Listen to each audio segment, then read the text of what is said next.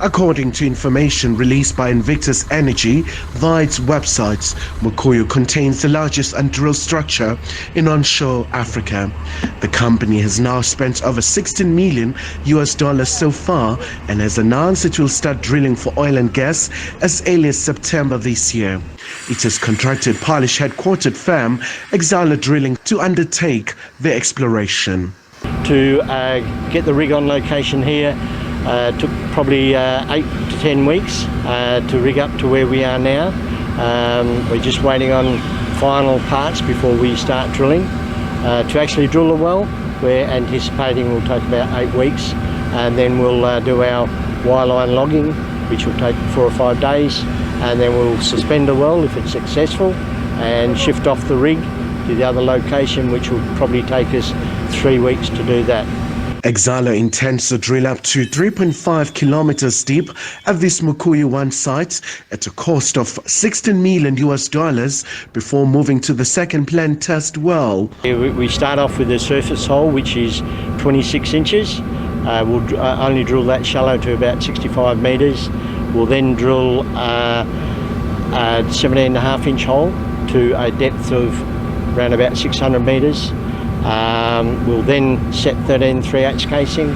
We'll then drill a 12.5 inch hole set, 12 1/4, sorry, to a predetermined depth. We'll then set 9 5/8 casing, and then from there we'll drill out and drill the 8.5 inch hole section to what we call TD. The well will be drilled, kicked off at a predetermined point and build up to 35 degrees and basically hold a tangent to TD. The discovery of oil and gas in Zimbabwe has the potential to transform the economy of the Southern African nation.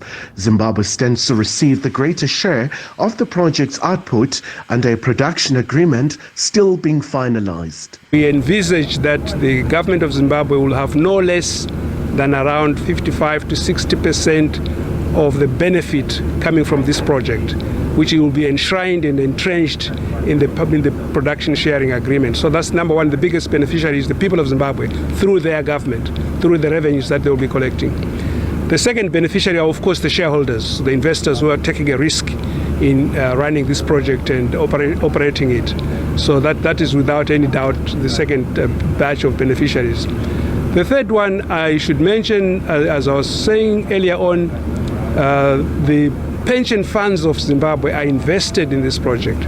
Now here we are talking not just one pension fund or 2 pension funds, but 35 pension funds, sizable pension funds representing thousands and thousands of potential pensioners in Zimbabwe. Mudizo further highlighted the company remained hopeful that the first well will bring positive results and could immediately start reaping the rewards even at the exploration stage. Now, during the appraisal stage of the drilling, there may well be some gas that is available from the exploration wells.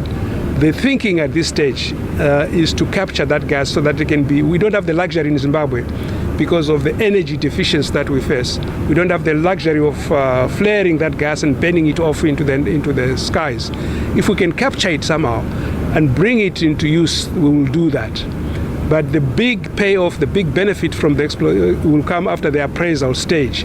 When I don't know how long the appraisal stage will take, whether it takes 1 year or 2 years, I'm not sure. It depends on what the technical people find.